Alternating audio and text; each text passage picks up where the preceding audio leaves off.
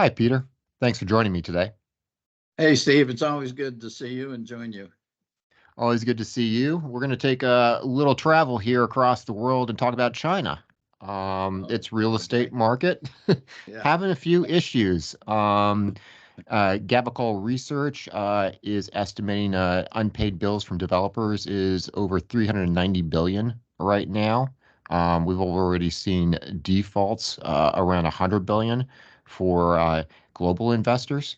Country Garden, one of their largest real estate developers, recently said it's reporting a loss of up to 7.6 billion for the first 6 months. And investors are worried about a default there. And China's Evergrande, another developer, recently did file in bankruptcy court, trying to structure a default on over $300 billion in debt. More than 50 real estate developers in China have failed to make payments in the past 3 years, according to Standards and Poor's. So there seems to be a small little problem going on in real estate in China. Some of your quick thoughts on this?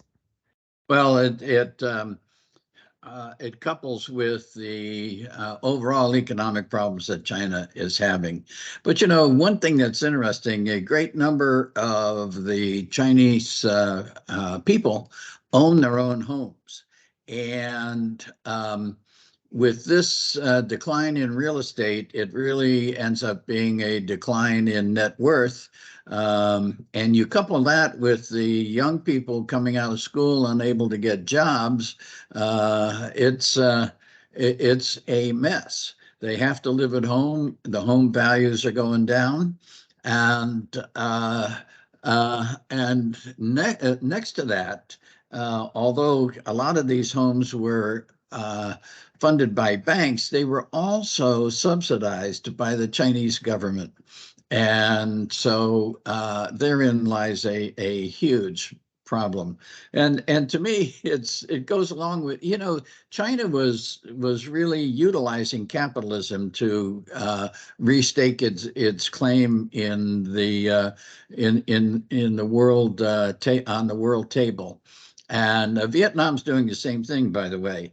They are, even though they claim they're a communist country, their 10-year plan right now is to grow capitalism and entrepreneurship. Well, China did the same thing, but then China decided to go back to communist principles. And now we have this huge problem in China, which actually affects everyone worldwide. Yeah, and I'm going to throw in here too that I do think it's important. We talk about real estate a lot on this program, obviously, a real estate company. Uh, Real estate in China is really a different beast. And a lot of this is almost more of a government-funded retirement and work program, right? Because the average Chinese, they have a home they live in, and then they look to have an investment home. And typically that investment home, a lot of times has been built somewhere where nobody's ever going to live. There's nobody around it. It doesn't get finished. It doesn't get electricity, plumbing put in it. It's kind of a concrete shell. And the government's support the developers and whatnot, and it makes sure it kind of gets money in it. But it's not really real estate in the way we think of it in the West as often an investment that produces income. And it's not that the Chinese people are stupid; it's just they're restricted by the government from. The stock market in China is kind of considered basically a casino where the government can step in and and basically seize wealth or change the rules at any time.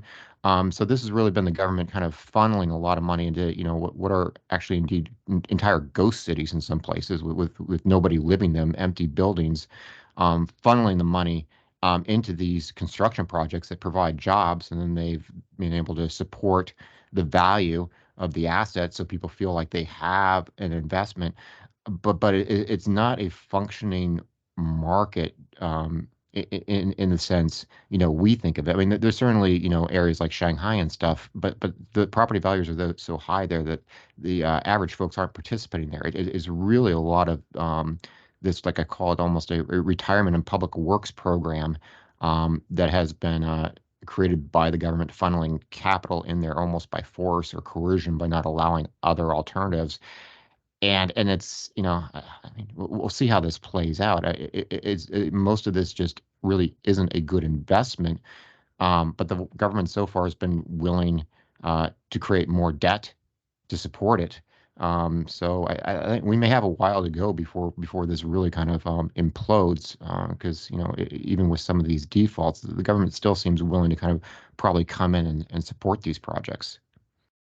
Well, that's right. And as evidence of that, the Chinese, I forget what it's called, might be the yuan, has suffered greatly compared to the US dollar.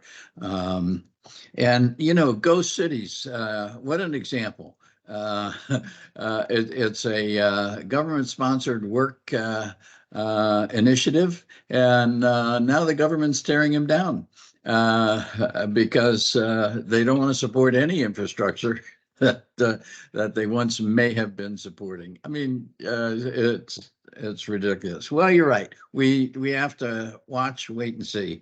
But it's a mess as far as I can tell.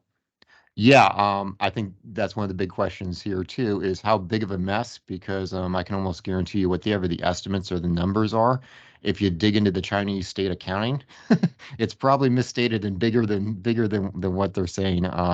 So we'll keep an eye on this. Thanks for your insights, Peter. Yeah, we may never know how bad it really is. All right, Steve. Good to see you. Good to see you.